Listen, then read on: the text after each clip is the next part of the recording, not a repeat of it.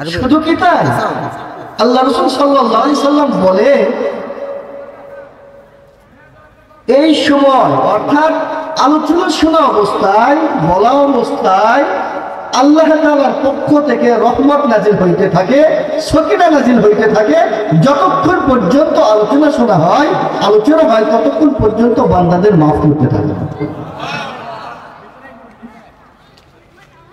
যখন এখান থেকে বিদায় নিব, খাঁটি দিলে ইস্তেগফার করে যখন আমরা এখান থেকে বিদায় নিব তওবা করে, তখন একজন ফেরেশতা 500 থেকে ঘোষণা করতে থাকে। ইবনে মাজার হাদিস 9 নম্বর পৃষ্ঠার শেষের দিকের হাদিস। আল্লাহ রাসূল সাল্লাল্লাহু আলাইহি সাল্লাম ঘোষণা করতে থাকে, আল্লাহ রাসূল ঘোষণা করছেন, একজন ফেরেশতা ঘোষণা করতে থাকবে, কি বলতে থাকবে, কি কুমু ফুলান ইবনে ফুলান মাগফুরিল্লাহু।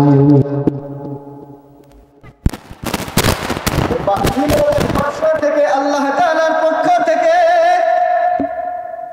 একজন ফেরেশতা ঘোষণা দিতে থাকে আর বলতে থাকে,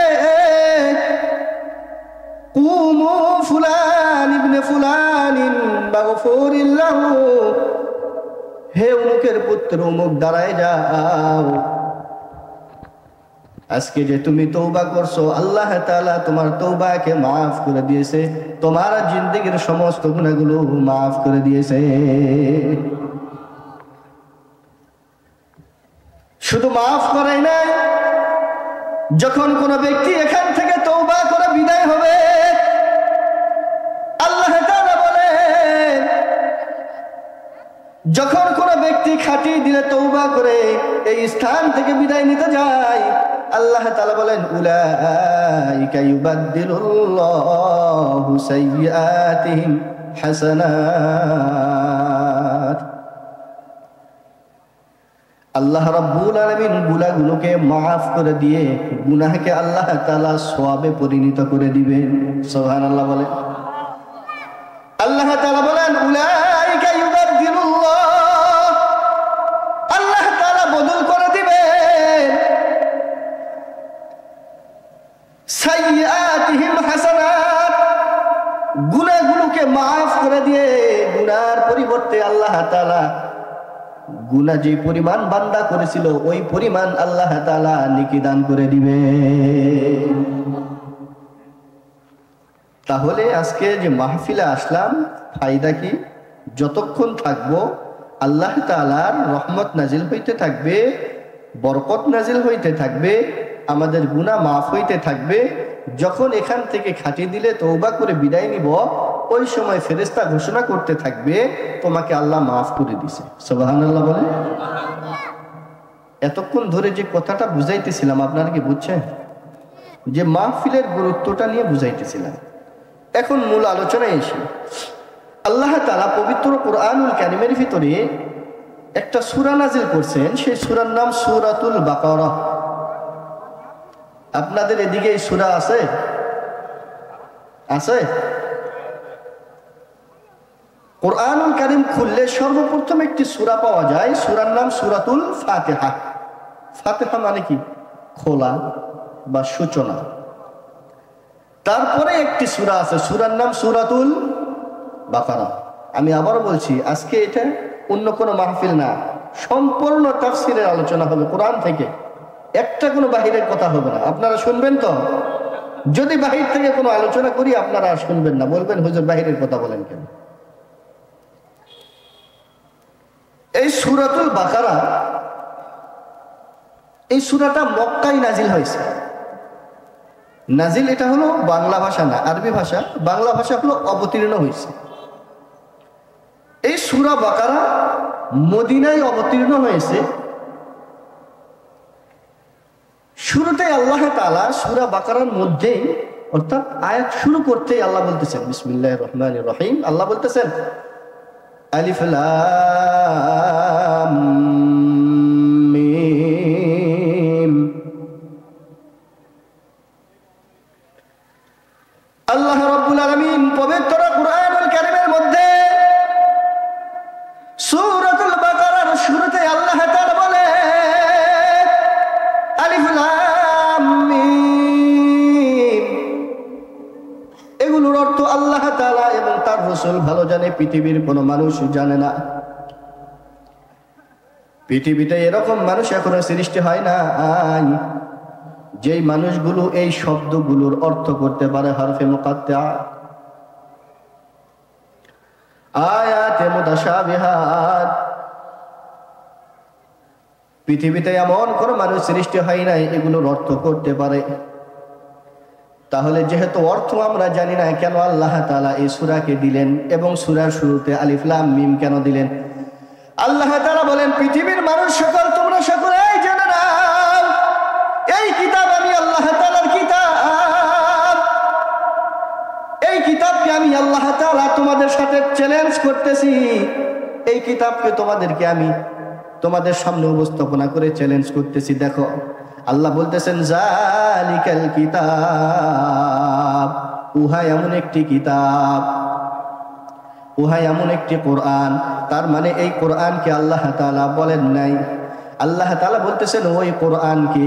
তার মানে যেই কোরআন আল্লাহ তাআলা লৌহে মাহফুজের মধ্যে রাখছে, রাখার পরে ওখান থেকে আল্লাহ তাআলা জিবরাইলের মাধ্যমে রাসূলের উপরে নাজিল করছেন, ওই কোরআনের কথা বলতেছেন।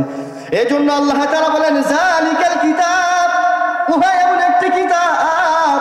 এখানে আল্লাহ তাআলা হাযাল কিতাব বলেন নাই, হাযিহিল কিতাব বলেন নাই, ইহা এমন একটি কিতাব। আল্লাহ তাআলা এই কথা বলেন নাই। কেন? দুনিয়ার কোরআন যেটা আমরা দেখতেছি, এখানে মানুষকেও ভুল করে দিতে পারে, প্রেসের মধ্যেও ভুল হয়ে যাইতে পারে। এই জন্য আল্লাহ তাআলা দুনিয়ার কোরআনের কথা বলেন নাই, আল্লাহ তাআলা লৌহে মাহফুজের কোরআনুল কারীমের কথা বলতেছেন, জালিকাল কিতাব, উহা এমন একটি কিতাব লা রাইবা ফীহি, যেই কোরআনুল কারীমের মধ্যে কোনো সন্দেহ নাই। আল্লাহ তাআলা বলেন, আমি এমন কিতাব নাযিল করলাম যেই কোরআনুল কারীমের মধ্যে কোনো সন্দেহ থাকতে পারে না। তাহলে কেন নাজিল করলাম? আল্লাহ তাআলা বলেন, হুদাল লিল মুত্তাকিন, এই কোরআনুল কারীম মুত্তাকিনদের জন্য হেদায়েতের রাস্তা দেখায় দিবে। সুবহানাল্লাহ বলেন। তার মানে এই কোরআন বান্দাদেরকে হেদায়েতের রাস্তা দেখে দিবে, যে কোন পথে চললে তুমি জান্নাতে যাবে, কোন পথে চললে তুমি জাহান্নামে যাবে। আমার কথাটা কি শুনতেছেন? তাহলে তাকাতাকি করতেছেন কেন বাবা?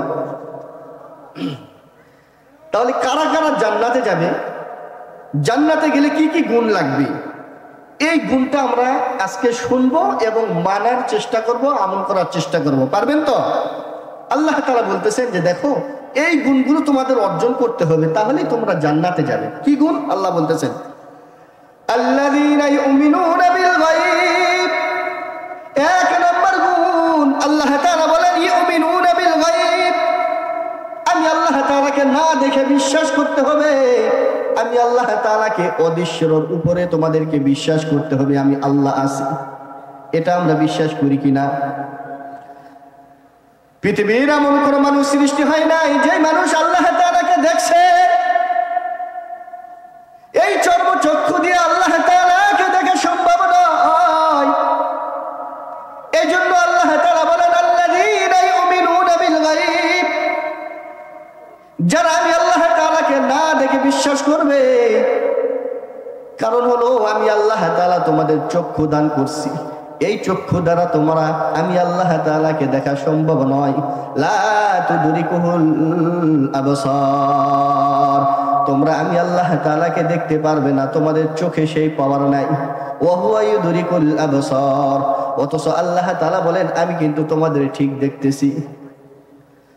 তার মানে যারা আল্লাহ তাআলাকে না দেখে বিশ্বাস করবে, একজন মালিক আছে আল্লাহ, এই কথার উপরে বিশ্বাস করতে হবে। দ্বিতীয় নাম্বার গুণ, ওয়া ইউকিমুনাস সালাত, দুই নাম্বার গুণ হলো নামাজ কায়েম করতে হবে। তার মানে আল্লাহকে বিশ্বাস করে ঈমান নিয়ে আসলাম। দ্বিতীয় নম্বর গুণ হলো, আল্লাহ বলতেছেন ওয়া ইউকিমুনাস সালাত, নামাজ কায়েম করতে হবে। তিন নাম্বার গুণ, ওয়া বিম্মা রাযাকনাহুম ইউনফিকুন, আমি আল্লাহ তাআলা তোমাদের যে সম্পদ দান করছি, এই সম্পদ হতে আমি আল্লাহ তাআলার রাস্তায় খরচ করতে হবে। সুবহানাল্লাহ বলেন। কয়টা গুণ হয়েছে বলেন দেখি? 3টা গুণ। আল্লাহ তাআলা বলেন 5টা গুণের কথা। আল্লাহ তাআলা বলে যে ব্যক্তি 5টি গুণ অর্জন করতে পারবে আমি আল্লাহ তাআলা দুনিয়াতেই তাদের সফল বানায় দিব। আমি আল্লাহ তাআলা দুনিয়াতেই তাদের সফল করে দিব, কামিয়াব করে দিব। পরকালে আমি আল্লাহ তাআলা তাদের ঠিকানা জান্নাত বানাইয়া দিব। 5টি গুণের কথা বলছেন, 3টি গুণের কথা হলো 1 নাম্বার আল্লাহ তাআলাকে না দেখে বিশ্বাস করতে হবে। 2 নাম্বার গুণ হলো, বলেন দেখি, বলেন, আলোচনা শুনতেছে? 2 নাম্বার গুণ হলো আল্লাহ তাআলা বলেন ওয়ায়ুকিমুনাস সালাত, নামাজ কায়েম করতে হবে। 3 নাম্বার গুণ ওয়ামিম্মা রাযাকনাহুম ইউনফিকুন, আমি আল্লাহ তাআলার রাস্তায় তোমাদের সম্পদগুলো দান করতে হবে, খরচ করতে হবে। আমি আল্লাহ তাআলার রাস্তায় খরচ কিভাবে করবা? আমি আল্লাহ তাআলার রাস্তায় দান করো। মসজিদে আমি আল্লাহ তাআলার ঘরে দান করো। মাদ্রাসায় রয়েছে এতিম বাচ্চাদের জন্য দান করো। মানুষ অভাবে রয়েছে তাদেরকে দান করো। অসহায় রয়েছে তাদেরকে দান করো। এমন কোনো ব্যক্তি রয়েছে যাদের আর্থিক সমস্যা, তাদেরকে তোমরা খরচ দাও, হাওলাত দাও। হাওলাত যদি দাও আমি আল্লাহ তাআলা তোমাদের আমলনামায় দান করার সওয়াব দান করে দিব। সুবহানাল্লাহ বলেন। আল্লাহ তাআলা বলেন যদি তোমরা আমি আল্লাহ তাআলাকে করজ দাও তাহলে করজের পরিবর্তে আমি আল্লাহ তাআলা তোমাদেরকে উত্তম করজে হাসানা দান করে দিব। আল্লাহ তাআলা বলেন মান যাল্লাযী ইউকরিদুল্লাহ, তোমরা কারা আসো আমি আল্লাহ তাআলাকে করজ দিবে, আমি আল্লাহ তাআলাকে হাওলাত দিবে। আল্লাহ তাআলা কি ফকির? আল্লাহ তাআলা বলেন তোমরা এমন কে আসো আমি আল্লাহ তাআলাকে করজ দিবা, আমি আল্লাহ তাআলাকে হাওলাত দিবা। যদি আমি আল্লাহ তাআলাকে কেউ হাওলাত দাও তাহলে আমি আল্লাহ তাআলা এই করজের বিনিময়ে, হাওলাতের বিনিময়ে তার আমলনামায় দান করার চাইতে 17 গুণ সওয়াব দান করে দিব। আল্লাহ তাআলা যখন এই আয়াত নাযিল করেছেন মান যাল্লাযী ইউকরিদুল্লাহ, কে আসো আমি আল্লাহ তাআলাকে ঋণ দিবে, কে আসো আমি আল্লাহ তাআলাকে হাওলাত দিবে, এই আয়াত যখন নাযিল করছেন তখন একজন ইহুদি বলা শুরু করলো মুসলমানের আল্লাহ ফকির হয়ে গেছে, মুসলমানের আল্লাহ মানুষের কাছে হাওলাত চায়, মুসলমানের আল্লাহ বান্দাদের কাছে, তার মানে খোদা হয়ে বান্দার কাছে হাওলাত চাইতেছে, ঋণ চাইতেছে। এই আয়াত যখন নাযিল হয়ে গেল সিদ্দিক আকবর রাদিয়াল্লাহু আনহু সকালবেলা রওনা দিয়েছে। উনি ব্যবসা বাণিজ্য করতেন। সকালবেলায় একটা দোকানের সামনে যখন উপস্থিত হয়েছে, দোকানের সামনে একটা ইহুদি তখন বলতেছে আবু বকর তোমাদের আল্লাহ তো ফকির, তুমি যে আল্লাহর ইবাদত করো সেই আল্লাহ তো ফকির, এমন আল্লাহর ইবাদত করো, ফকির আল্লাহর ইবাদত করো, তার ইবাদত বাদ দিয়ে আমাদের লাত ও উজ্জাতের ইবাদত করো। সিদ্দিক আকবর রাদিয়াল্লাহু আনহু তার সামনে যখন আল্লাহ তাআলাকে ফকির বলে গালি দিয়েছে, সিদ্দিক আকবর নিজেকে কন্ট্রোল করতে পারে নাই। কিতাবের ভিতরে আসছে সঙ্গে সঙ্গে সিদ্দিক আকবর বাম হাত দিয়ে ইহুদির গালে একটা থাপ্পড় মারছে আর বলতেছে ইহুদি খবরদার, আমার আল্লাহ তাআলা ফকির নয়, আমার আল্লাহ তাআলা হলো ধনী, আমার আল্লাহ তাআলা বান্দাদেরকে ঋণ দিতে বলছে, অসহায় বান্দাদেরকে হাওলাত দিতে বলছে, তাদেরকে যদি দাও তাহলে আল্লাহকে দেওয়া হয়ে যায়, এই কথাই আল্লাহ তাআলা বুঝাইছে। এদিকে ইহুদি দৌড়ে আল্লাহর পয়গম্বর সাল্লাল্লাহু আলাইহি ওয়াসাল্লামের কাছে গিয়ে বলে ইয়া রাসূলুল্লাহ, ইয়া হাবিবাল্লাহ, ও মুসলমানের নবী, আপনার বন্ধু আবু বকর আমাকে অন্যায়ভাবে থাপ্পড় দিয়েছে, আপনার কাছে বিচার চাই, আবু বকরের বিচার করতে হবে। আবু বকর আমাকে অন্যায়ভাবে গালের মধ্যে থাপ্পড় দিয়েছে। আল্লাহ রাসূল সাল্লাল্লাহু আলাইহি ওয়াসাল্লাম বলেন তুমি কার নামে বিচারে নিয়ে আসছো, তুমি কি জানো? তুমি কি ওই ব্যক্তিকে চিনো? ইহুদি বলে, হ্যাঁ আমি অবশ্যই চিনি, উনি কুহাফার ছেলে আবু বকর।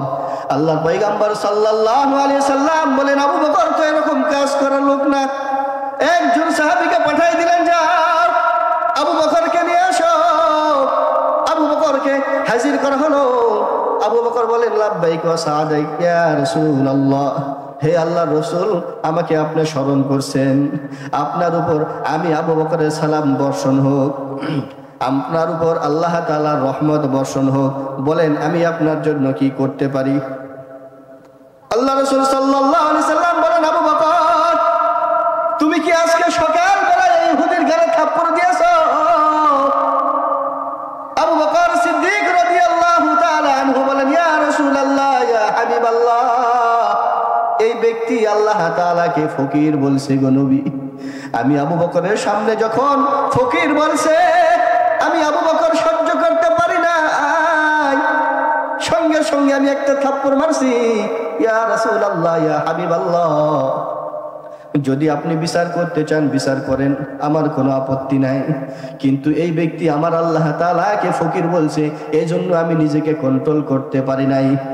ইহুদি বলে, না না, আমি ফকির বলি নাই, আবু বকর আমাকে অন্যায়ভাবে থাপ্পড় মারছে, ও মুসলমানের নবী আপনি বিচার করেন। সিদ্দিক আকবর বলেন, ইয়া রাসূলুল্লাহ, ইয়া হাবিবাল্লাহ, ইহুদি মিথ্যা কথা বলতেছে। আর ইহুদি বলতেছে, না, আবু বকর অন্যায়ভাবে থাপ্পড় মারছে। দুইজনের যখন দুই রকম কথা হয়ে যায়, আল্লাহর পয়গম্বর সাল্লাল্লাহু আলাইহি ওয়াসাল্লাম আবু বকরকে বলে, আবু বকর, এই ব্যক্তি যখন আল্লাহকে ফকির বলছে, ওই সময় কি তোমার সাথে আর কোনো ব্যক্তি ছিল যেই ব্যক্তি তোমার এই কথার সাক্ষী দিতে পারে? সিদ্দিক আকবর রাদিয়াল্লাহু তাআলা আনহু বলেন, ইয়া রাসূলুল্লাহ, ইয়া হাবিবাল্লাহ, হুজুর গো, যেই সময় ইহুদি আল্লাহকে ফকির বলছে, ওই সময় আমার সাথে এমন কোনো ব্যক্তি নাই যেই ব্যক্তি আমি আবু বকরের পক্ষ হয়ে সাক্ষী দিতে পারে। আল্লাহ রাসূল সাল্লাল্লাহু আলাইহি সাল্লাম বলেন, আবু বকর, যেহেতু তোমার সাক্ষী নাই, সুতরাং তুমি সাক্ষী দিতে পারো নাই। যেহেতু সে বাদী আর তুমি হলো বিবাদী, সুতরাং রায় হয়ে যাবে বাদীর পক্ষে। ইহুদির গালে যেহেতু তুমি থাপ্পড় মারছো রে আবু বকর, তোমার সাক্ষী না থাকার কারণে তোমার গালে আজকে এই মুহূর্তে ইহুদি একটা থাপ্পড় মারা দিবে। আল্লাহর পয়গম্বর সাল্লাল্লাহু আলাইহি সাল্লাম সাহাবায়ে কেরামদেরকে সামনে নিয়ে একত্রিত করার পর ইহুদিকে সামনে একত্রিত করছে, আবু বকরকে বাম পাশে দাঁড়াই দিছে, বলতেছে, ইহুদি রে, আবু বকর যেহেতু তোমাকে অন্যায়ভাবে থাপ্পড় মারছে, তুমি বিচার চাইতে আসছো, আমি আল্লাহর পয়গম্বর মুহাম্মদুর রাসূলুল্লাহ সাল্লাল্লাহু আলাইহি ওয়াসাল্লাম বিচার করতেছি, তুমি একটা থাপ্পড় দিয়ে দাও আবু বকরকে। ইহুদি যখন হাত উঠাইছে আবু বকরকে থাপ্পড় মারবে, ঠিক ওই মুহূর্তে আল্লাহ তাআলা কুরআনুল কারীমের আয়াত নাযিল করে দিয়েছেন। সুবহানাল্লাহ বলেন। আল্লাহ তাআলা সঙ্গে সঙ্গে জিবরাইলকে পাঠিয়ে দিয়েছে। জিবরাইল আসার পরে বলতেছে, ইয়া রাসূলুল্লাহ, ইয়া হাবিবাল্লাহ, আপনি যে রায় দিয়েছেন আবু বকরের পক্ষে তো কোনো সাক্ষী পান নাই, আল্লাহ তাআলা আমি জিবরাইলকে পাঠিয়ে দিয়েছে, ইহুদি মিথ্যা কথা বলতেছে, আবু বকরের সাক্ষী হিসাবে আল্লাহ তাআলা নিজেই সাক্ষী দান করবে। আল্লাহ তাআলা নিজে আয়াত নাযিল করছে, ইয়া রাসূলুল্লাহ, আল্লাহ তাআলা আয়াত নাযিল করলেন, আল্লাহ তাআলা বলতেছেন, লাকাদ সামিআ আল্লাহ, আল্লাহ বলতেছেন অবশ্যই অবশ্যই সামিআ আল্লাহ, আল্লাহ তাআলা বলেন আমি আল্লাহ নিজেই শুনছি, কাউলাল্লাযিনা ক্বালু ইন্নাল্লাহা ফাকির, আমি আল্লাহকে ফকির বলে গালি দিয়েছে, আবু বকরের পক্ষে আমি আল্লাহ তাআলা নিজেই সাক্ষী হয়ে গেলাম। আল্লাহ তাআলা ওই কথাই বলতেছেন, ওয়া মিম্মা রাযাকনাহুম ইউনফিকুন, আল্লাহ বলতেছেন আমি আল্লাহ তাআলার রাস্তায় তোমরা দান করবা। এই দানটা তোমরা এতিমদের দানের মাধ্যমে হতে পারে, এই দানটা অসহায় লোকদের দানের সদকা করার মাধ্যমে হতে পারে, মসজিদের মাধ্যমে হইতে পারে, মাদ্রাসার মাধ্যমে হইতে পারে, অসহায় লোকদের দান করার মাধ্যমে হইতে পারে, অথবা কোনো মানুষকে ঋণ দেওয়ার মাধ্যমেও হইতে পারে। ঋণের কথা বুঝাইতে গিয়ে আল্লাহ তাআলার ওই কথাটা এখানে টেনে নিয়ে আপনাদেরকে বুঝাই দিলাম। আল্লাহ তাআলা আল্লাহর রাস্তায় খরচ করার জন্য বলতেছে। কয়টা গুণ হয়েছে? 3টা গুণ। আপনারা কি শুনতেছেন? আমি আবারও বলছি, বাহিরের কোনো কথা বলবো না, আপনারা কি শুনবেন? আল্লাহ তাআলা বলেন 5টি গুণ তোমরা অর্জন করো। এই 5টি গুণ তোমরা যদি অর্জন করতে পারো, আমল করতে পারো, দুনিয়াতেই তোমরা সফল হবে, মৃত্যুর পর আমার জান্নাত তোমাদের অপেক্ষায় থাকবে। সুবহানাল্লাহ বলেন। 1 নাম্বার আল্লাহ বললেন আল্লাযীনা ইউমিনুনা বিল গায়ব, আমি আল্লাহ তাআলাকে না দেখে বিশ্বাস করো। 2 নাম্বার ওয়া ইউকিমুনাস সালাত, নামাজ কায়েম করো। 3 নাম্বার ওয়া মিম্মা রাযাকনাহুম ইউনফিকুন, আমি আল্লাহ তাআলার রাস্তায় খরচ করো। এইবার আসছে 4 নাম্বার গুণ। আল্লাহ তাআলা বলেন ওয়াল্লাযীনা ইউমিনুনা বিমা উনজিলা ইলাইক, আল্লাহ তাআলা বলেন আমি আল্লাহ তাআলা তোমাদের উপরে যে কিতাব নাযিল করছি, কিতাবের নাম কি বলেন? কি এইটা? আল্লাহ তাআলা বলেন ওয়াল্লাযীনা ইউমিনুনা বিমা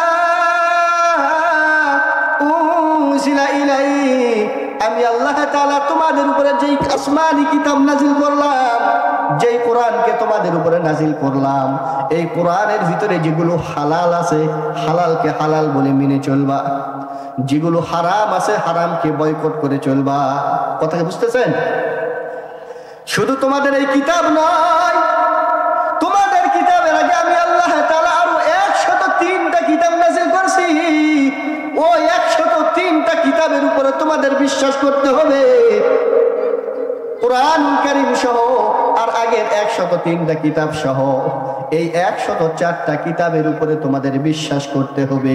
আর কোরআনের মধ্যে যেগুলো হালাল আছে, হালালকে হালাল বলেই তোমরা মেনে চলবা, যেগুলো হারাম আছে হারামকে মেনে বলেই তোমরা মেনে চলবা। তাহলেই তোমাদের 4 নাম্বার গুণ অর্জন হয়ে যাবে। 5 নাম্বার গুণ ওয়াবিল আখিরাতি হুম ইউকিনুন। 5 নাম্বার গুণ আল্লাহ তাআলা বলে ওয়াবিল আখিরাতি হুম ইউকিনুন, মৃত্যুর পরে তোমাদের আমি আল্লাহ তাআলা আবার জীবিত করব, এই কথার উপরে তোমাদের বিশ্বাস করতে হবে। মৃত্যুর পর তোমাদের আবার জীবিত করব, এইটাও তোমরা বিশ্বাস করবা, এর উপরে আমল করবা। এই 5টি গুণ যদি তোমরা আমল করতে পারো, তাহলে আল্লাহ তাআলার জান্নাত তোমাদের জন্য অপেক্ষায় থাকবে। তো 5 নাম্বার গুণটা শেষে কেন বলল? প্রশ্ন আসে না?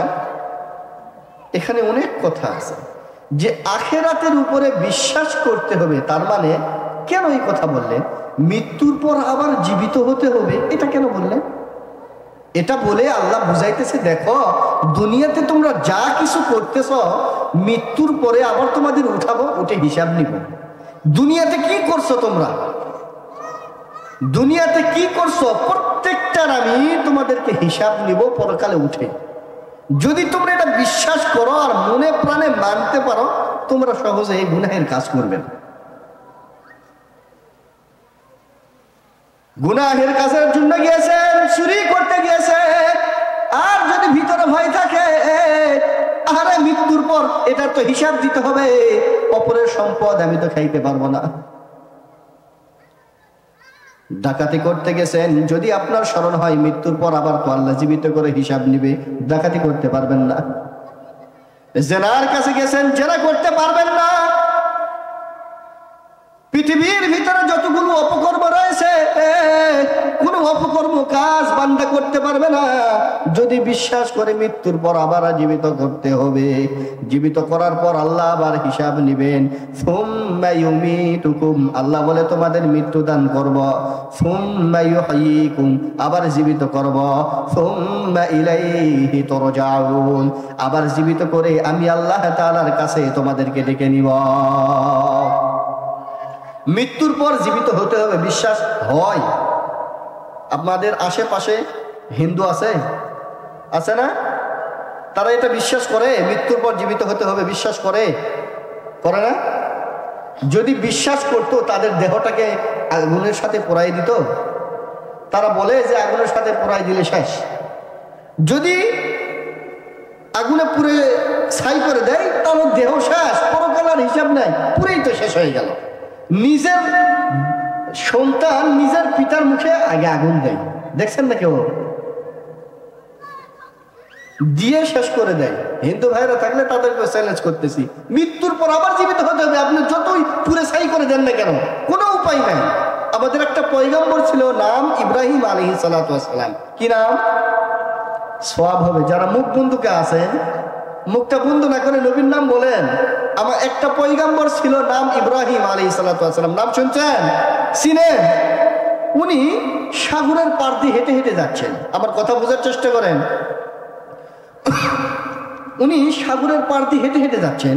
হেঁটে হেঁটে যাওয়ার সময় দেখে সাগরের মধ্যে মানুষের কিছু দেহ, মানুষের কিছু লাশ পড়ে রয়েছে। লাশ মরে পচে রয়েছে। এখান থেকে কিছু লাশ শুকুরে খাইতেছে, আবার কিছু লাশ সিরগালে খায়, আবার কিছু লাশ পাখিয়ে খায়। এ বাবা, আমার কথা শোনেন, ওদিকে যে যা বলো বলুন, আমার কথা শোনেন। তো ইব্রাহিম আলাইহিস সালাতু ওয়াস সালাম দেখে মানুষের দেহ মরে পচে রয়েছে, আবার এখান থেকে পাখিয়ে খাইতেছে, শুকুরে খাইতেছে, সিরগালে খাইতেছে। এই একটার দেহের মধ্যে মানুষের অংশ চলে যাচ্ছে। এটাকে আবার আল্লাহ কিভাবে জীবিত করবে? নবী মানুষ তো, তার মধ্যে এই প্রশ্নটা আসছে। তখন উনি আল্লাহকে বলতেছে, আল্লাহ, এই যে মানুষগুলো মারা গেছে, এগুলো লাশ যে প্রত্যেকের পেটের মধ্যে যাইতেছে, তুমি যে মৃত্যুর পর আবার জীবিত করবা, এটা কেমনি করবা? আমার একটু দেখাবা? সুবহানাল্লাহ বললেন না? তুমি যে মৃত্যুর পরে এদেরকে আবার জীবিত করবা, এই একজনের লাশের বস্তুগুলো একজনের পেটের মধ্যে চলে গেছে, আবার কি আপনি করবা? আল্লাহ বলতেছে, কেমনে করবো? কেন, তুমি কি ইমান এটা বিশ্বাস করো না, ইমান রাখো না? ইব্রাহিম বলে যে, হ্যাঁ আমি তো বিশ্বাস করি মৃত্যুর পর তুমি জীবিত করবে, এটা বিশ্বাস করি। আমি দেখতে চাচ্ছি, এই জন্য ওলা কিল্লিয়া তো মাইন্না কলবি, যেন আমার অন্তরটা প্রশান্ত পায়। সুবহানাল্লাহ বলে, আমি নিজের স্বচক্ষে দেখতে চাইতেছি যে আপনি কিভাবে জীবিত করবেন, আমি একটু দেখবো। আপনারা একটু শুনবেন। ইব্রাহিম আলাইহিস সালাতু ওয়াস সালামের কথা আল্লাহ বান্দাদেরকে বলতেছে, হে বান্দারা, স্মরণ করো ওই দিনের কথা। কোন দিন? আল্লাহ বলতেছেন, ওয়াইদ ক্বালা ইব্রাহিম রাব্বি আরিনি। ইব্রাহিম আলাইহিস সালাতু ওয়াস সালাম আল্লাহ তাআলাকে বললেন, রাব্বি আরিনি, হে আমার রব, আপনি আমাকে দেখান, কাইফা তুহয়িল মাউতা, আপনি মৃত মানুষকে কিভাবে জীবিত করবেন। কাইফা তুহয়িল মাউতা, মৃতকে আবার কিভাবে আপনি জীবিত করবেন। ক্বালা আওলাম তুমিন, আল্লাহ বললেন, তুমি কি ঈমানদার নয়? তুমি কি এটা বিশ্বাস করো না? ইব্রাহিম আলাইহিস সালাতু ওয়াস সালাম বলেন, ক্বালা বালা, হ্যাঁ আমি বিশ্বাস করি। ওয়ালাকিন লিয়াতমাইন্না কলবি, আমি দেখতে চাই যাতে করে আমার অন্তরটা প্রশান্ত পাইতো, তৃপ্তি পাইতো, আমি একটু নিজে চোখে দেখব। তখন আল্লাহ তাআলা বললেন, ক্বালা ফাখুজ, তাহলে তুমি পাখি ধরো, আরবাতিন মিনাত তায়র, 4 প্রকারের পাখি ধরো। 4 প্রকারের পাখি ধরার পর 4 প্রকারের পাখিকে তুমি পোষ মানায় নাও, 4 প্রকারের পাখিকে তোমার কাছে রেখে দাও। তোমার পাখিগুলো এমন ভাবে পোষ মানায় নিবে, হ্যাঁ ইব্রাহিম, তুমি যদি তোমার পাখিগুলোকে ডান দিকে যাইতে বলো, ডান দিকে যাবে। তোমার পাখিগুলোকে যদি বলো বাম দিকে যাও, তাহলে পাখিগুলো বাম দিকে যাবে। যদি পাখিকে বলো উড়াল দাও, তাহলে পাখিগুলো উড়াল দিবে। এভাবে তুমি পোষ মানায় নাও। ইব্রাহিম আলাইহিস সালাতু ওয়াস সালাম পাখিগুলোকে পোষ মানায় নিলেন। অতঃপর পোষ মানাইছ, এখন তুমি তোমার পাখিগুলোকে জবাই করে দাও। ইব্রাহিম আলাইহিস সালাতু ওয়াস সালাম পাখিগুলোকে জবাই করলেন। আল্লাহ তাআলা বলেন, পাখিগুলো জবাই করার পরে পাখির সমস্ত গোশতগুলো একত্রিত করে নাও। শুকুরের গোশত একত্রিত করো, ময়ূরের গোশতকে একত্রিত করো, সব 4 প্রকারের গোশতগুলোকে একত্রিত করে মিক্স করে নাও। হে ইব্রাহিম, তুমি যেন চিনতে না পারো কোন পাখির গোশত কোনটা, কোন পাখির গোশত, কোন পাখির হাড়, তুমি যেন নিজেও অনুধাবন করতে না পারো, এইভাবে মিক্স করে নাও। ইব্রাহিম আলাইহিস সালাতু ওয়াস সালাম পাখির গোশতগুলো একত্রিত করার পর হাড়গুলো একত্রিত করলে এখন তিনি নিজেও চিনতেছেন না কোন পাখির গোশত এইটা। আল্লাহ তাআলা অতবার বললেন, সুম্মা জাআলা আলা